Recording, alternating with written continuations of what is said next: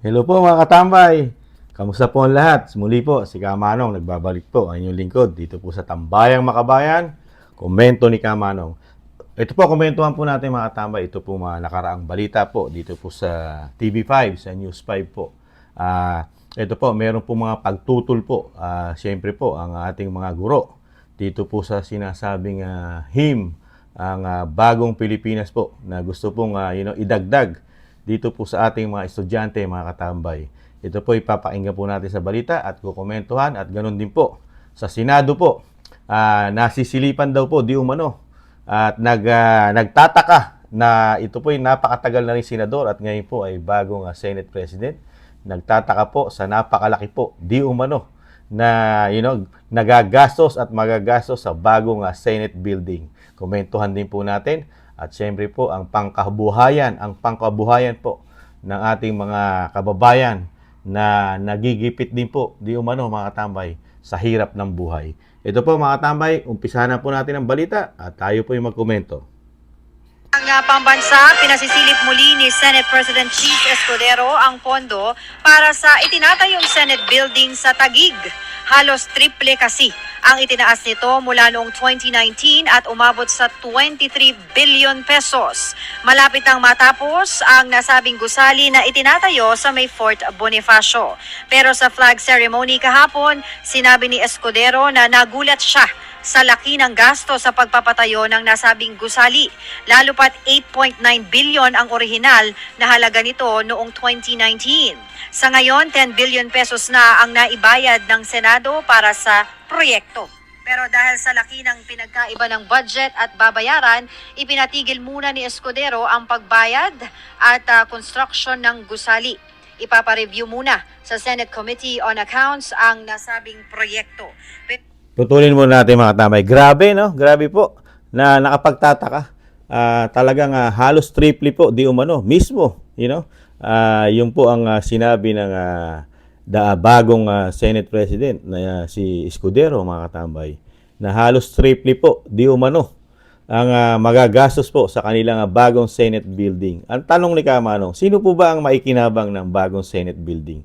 Ang mga taong bayan po ba? Si Juan de la Cruz, mga katambay. Itong ganitong kalaking 23 mahigit billion, mga katambay, dahil sa isang opisina ng kagalang-galang at kapita-pitagang mga senador, mga katambay, na talagang dapat natin silang bigyan ng parang mapalasyong opisina.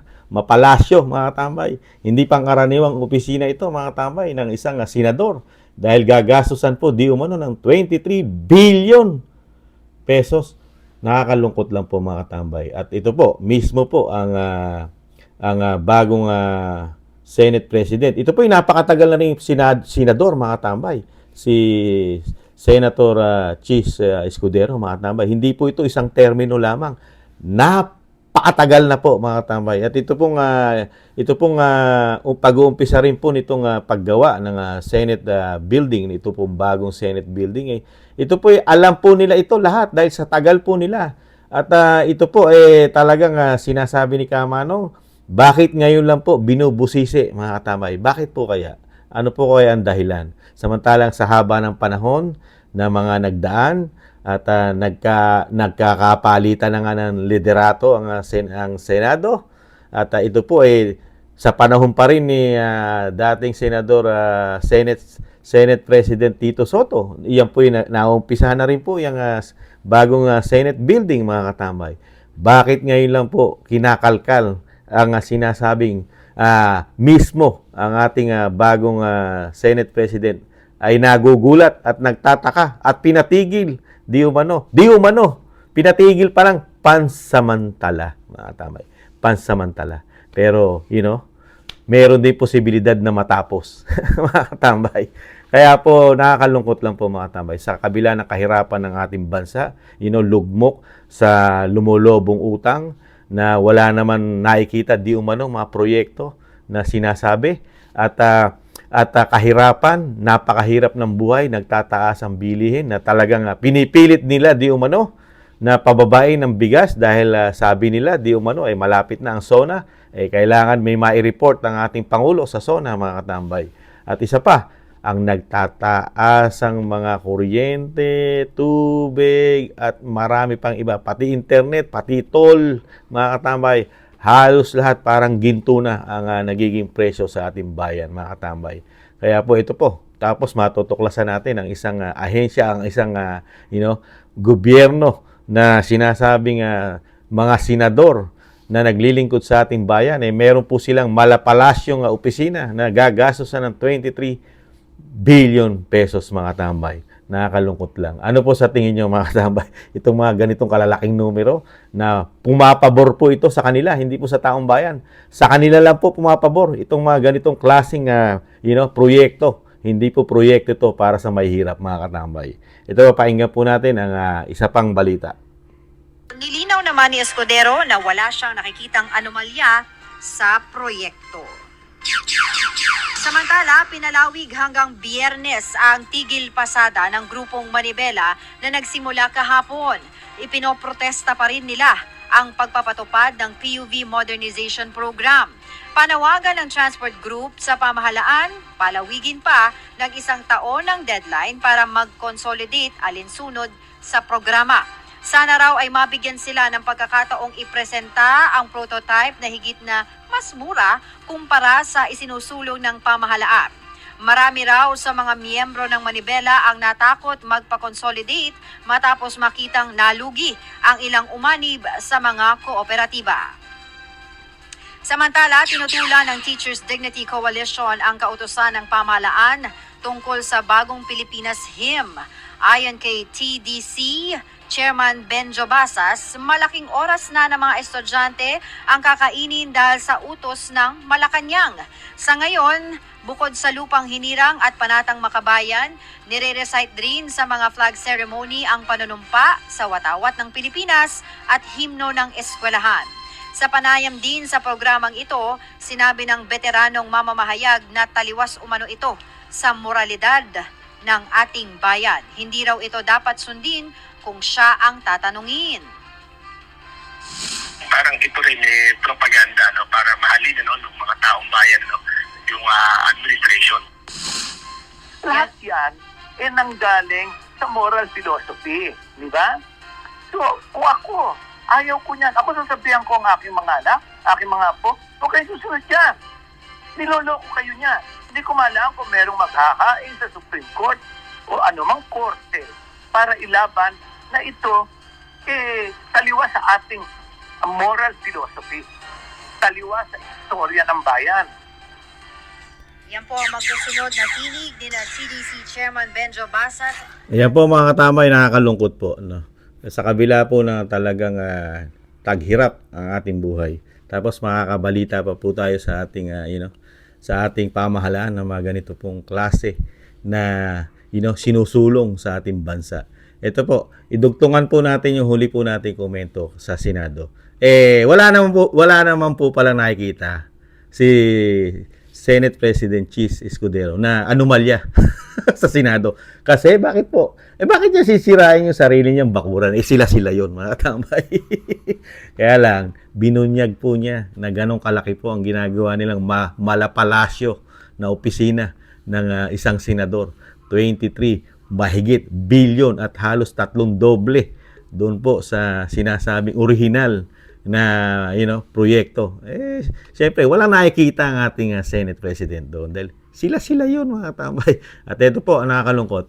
Ito po ang ating pang isang kukomentuhan, itong mga ating mga kababayan, mga ating mga driver sa kajipan. Talagang isa rin pong malaking problema po nila dahil minumodelo na po ng ating pamahalaan, ng ating mga transportation, lalo po sa Metro Manila, mga tambay, ang ating kajipan. At tumihiling naman po ang ating mga grupo ng ating Manibela o ano ba ang tawag sa kanila, mga talagang napakamahal din po kasi kung bibiglain po ito pong sinasabing programa ng gobyerno. Dahil yung presyo po, alam naman natin, ang isang jeep ngayon na nagkakahalaga ng milyon-milyon po ang halaga sa isang pangkaraniwang namumuhunan o sinasabing bumibiyahe lang ng jeep. Sa hirap po ng buhay ngayon at nagpakataas pa ng gasolina, talagang mahihirapan po silang i-provide. Kaya po malaki rin po ang sinasabing parusa at paghihirap na dinadanas nila. dito po sa talagang pinupus na talaga ng 100% talagang mawala na ang sinasabing mga luma at kakarag-karag natin mga jeep sa kalsada, mga katambay. Pero may hiling po sila Sana po pakinggan din po ng ating pamahalaan.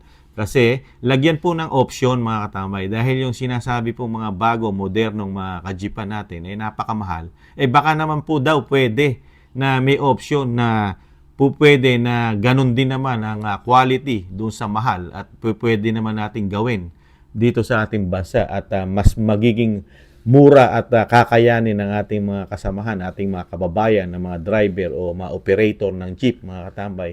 Sana po matugunan ng gobyerno yung mga hiling ng ating mga operator at mga driver, mga katambay. Dahil sila po ang tatamaan po at talagang pahihirapan dahil sa hirap ng buhay, napakataas ng bilihin, tapos meron ka pang huhulugan, kung huhulugan man yan, napakalaki na magiging hulog mo.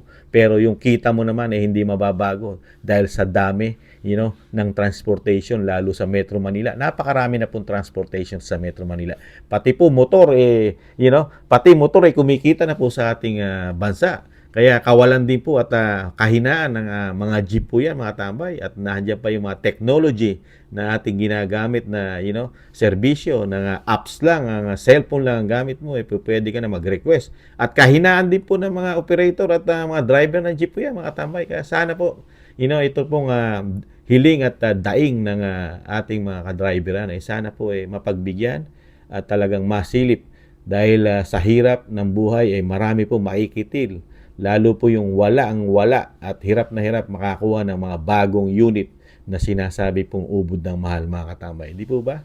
Kaya nakakalungkot po. Sana po matugunan. At ito pong huli natin kukomentuhan, mga katambay, ay isa na naman po na talagang sinasabing ura-urada, mga katambay, bigla-bigla na talagang ibisasaksak sa ating mga isip, sa mga isip at puso ng ating mga anak. Sa murang edad, talagang idinagdag po ang hymns po ng sinasabing bagong Pilipinas, mga katambay.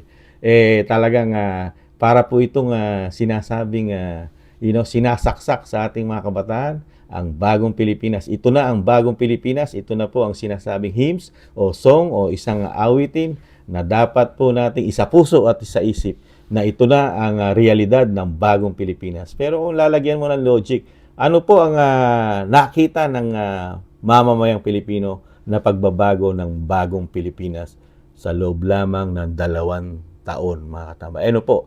Nabago po? Ano po nabago? Nabago po dahil sumobra po ang hirap ng ating bayan, lalo po ang sinasabing ang presyo ng bigas ay nabago po ng napakalaki sa bagong Pilipinas. Ganun po ba? At nabago rin po ang sinasabing nakukontrol na nating mga addicted sa ating bansa at yung sinasabing nakukontrol na natin halos ang pagpasok ng malalaking droga sa ating bansa. Pero ngayon po bumabalik na naman at dumadami na naman na addicted sa ating mga barangay, syudad at nagpapasukan na naman po di umano ang mga tuniladang mga droga at krimen. Kasama na ang krimen, mga katambay. Kasama po ba yan sa sinasabi, isa sa puso natin, natatanggapin natin sa bagong Pilipinas na ito na ang bago, mga katambay? At isa pa, yung napakataas pong krimen, lalo po sa sentro ng Pilipinas. Ang capital po ng Pilipinas ay pinaka napakataas po na syudad na index sa buong Southeast Asia ay halos 2 taon o 3 taon di umano na sunod-sunod na number 1 po pinakamataas na krimen ang capital ng Pilipinas, ang Manila. Yun po ba'y kasama rin po sa ating i-adapt at isa sa puso na tanggapin natin sa bagong Pilipinas? Ito na ang bagong Pilipinas, mga matataas na krimen, nagpapasok ang tuniniladang droga at nagbabalikan na naman di umano ang mga addicted sa droga at at ang korupsyon, sinasabi nila di umano, laganap na naman ang korupsyon sa gobyerno di umano. At ang sinasabi pangingitil sa mga malalayang pamahayag, ang demokrasya ng sinasabing freedom of expression as freedom of speech, nakikitil na. Yun po ba'y tatanggapin natin sa bagong Pilipinas? Dito po sa hymns po na sinasabing kailangan natin gawin, na sinasabi nga rin po ng mga kaguruan na ito po ay labag o sinasabing wala po bang itong magrereklamo sa ating Supreme Court dito po sa ginagawang pagbabago na isasaksak daw po natin di umano sa ating mga anak. Ito po ay dagdag na naman na sinasabing kakabisahin nila itong kanta o anumang tinuran itong bagong Pilipinas, mga katambay. Nakakalungkot lang. Sinasabi nga yung ating lupang hinirang, pambansang awit, at yung ating sinasabing napakahirap mo nang kabisahin basta-basta, tapos magdadagdag ka pa na ura-urada, mga katambay. At ano po ang mabigat? Ako po wala nakikita napakabigat na katulad ng ginawa ng ating mga bayani na nagbuhos buhay. Kaya po yun ang ating lupang hinirang ay nabuo, yung kalayaan. Ano po ang naging mabibigay po ng kalayaan ng bansa?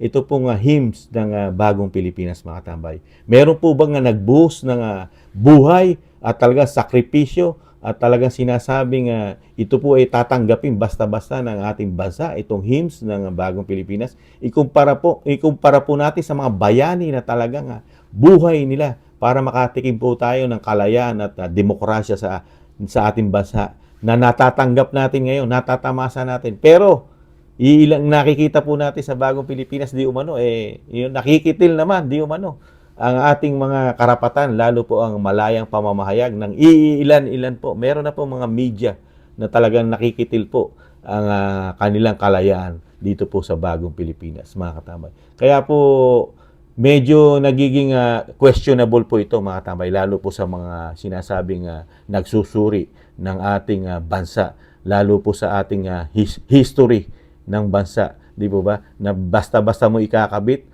yung kanta na bagong Pilipinas na yung sasamahan mo ay masyadong napakalayo doon sa sinasabing realidad ng bagong Pilipinas na dadalawang taon pa lang na nanunungkulan ang gumawa o sinasabing isinama o sinasabing ito ang dapat nating tanggapin, itong ang bagong Pilipinas, mga katambay. Ikumpara mo ron sa daan-daang taon na sinasabing kalayaan na talagang mga Pilipino, babae, lalaki, bata ang nagbuhis buhay para matanggap natin ang kalayaan. Tapos doon mo siya ikakabit. Anong history ang naibigay ng bagong Pilipinas para i-adapt ng buong Pilipino itong kantang ito? Ikumpara mo rin sa mga halos buong Pilipino, mababae, matanda, lalaki, bata ang nagbuhis buhay para matanggap natin ang ating kalayaan sa ating bansa, na meron biglang sisingit na halos 2 taon pa lang. Ito na isisingit mo, isasama mo ron sa napakahirap at sinasabing history ng ating bansa. Yung kalayaan, parang sinasabi mo parehas ang kalidad ng bagong Pilipinas at yung sinasabing kalayaan na ginawa ng ating mga bayani at mga sinasabing normal, mga nagbuhis buhay dito para matanggap natin ang kalayaan, mga katambay. Ganun po ba? At ikumpara mo sa bagong Pilipinas ang nakita natin sa loob ng 2 taon, kahirapan, at talagang sinasabing tagutom, napakataas ng bilihin, lahat nagtaasan, at nagpapasukan na naman ng mga droga, krimen, korupsyon. Ang layo po ng depresya, mga katambay.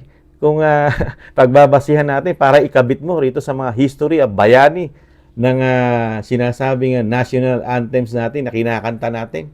Hilayo-layo, tapos kakantahin natin ang bagong Pilipinas. Ang nakakabit sa bagong Pilipinas ay kahirapan, tagutom, napakamahal na mga bilihin, korupsyon, droga, krimen. Ang layo. Anong kalayaan ang nakuha natin? At sinasabi, ipagmamalaki natin yung kantang bagong Pilipinas. Ano po ikakabit natin doon sa kanta? Ikumpara mo rito sa lupang hinirang at pambansang awit natin. Ano po ang pambansang awit natin? Naisa sa puso natin yung paghihirap at talagang buhay ang binuwis. Dito po sa bagong Pilipinas, ano po ang natatandaan ng mga Pilipino sa loob ng 2 taon? Na talagang nakatatak at sinasabi mong mapapaluha ka dahil ito yung ginawa ng bagong Pilipinas na sakripisyo sa ating bayan at kailangan natin isama rito sa national anthems ng ating bansa, mga katambay. Nagtatanong lang po si Kamanong. Kaya hindi naman, ito po sila po ang nakakaalam nito dahil sila po ang sinasabing commander-in-chief at kung sino man ang mga nakapaligid, mga advisor po ng ating pamahalaan. Pero bilang Pilipino, nagkukomento po si Kamanong, ano po ang pinakamabigat na reason para po isama natin sa sinasabing, mga bayani, normal na tao ang nagbuhis ng buhay para makantam natin ang kalayaan, ang ating pambansang awit, at ang ating masinusumpaan ng panatang makabayan sa mga eskwelahan. Idadagdag mo sa loob lang ng 2 taon itong bagong Pilipinas na wala ring makita si Kamanong na sinasabi mo nga tatagos sa puso ni Kamanong yung ginawa ng history ng bagong Pilipinas sa ating bansa. Di ba mga katambay? Kayo po, tatanungin ko po kayo mga katambay, may natatandaan po ba kayo na tatagos at nakatulong sa ating bayan, sa ating bansa, ang hymn ng bagong Pilipinas? Ano pong istorya, history ang nakakabit po rito sa kanta o hymns ng bagong Pilipinas? Pwede nyo po i-komento to mga katambay. Karapatan po natin bilang Pilipino ang magpahayag at makita ang nangyayari sa ating gobyerno, sa ating lipunan mga katambay. Komento ko po ito mga katambay. Nakikita ko po ang sinasabing difference ng sinasabing pagsama mo dito sa pinaka, karespe-respetong kanta sa ating bansa, ang pambansang awit natin mga katambay. Muli po, si Katambay Manong, nag-iiwan po muli na tis-tis lang po mga katambay, makakabangon pa ating bansa sa hirap at sa sinasabing pasakit na nangyayari sa ating lahat, sa ating bansa. Makakabangon pa mga katambay. Muli po, ingatan nawa mga katambay. Sa muli po, paalam, bye-bye.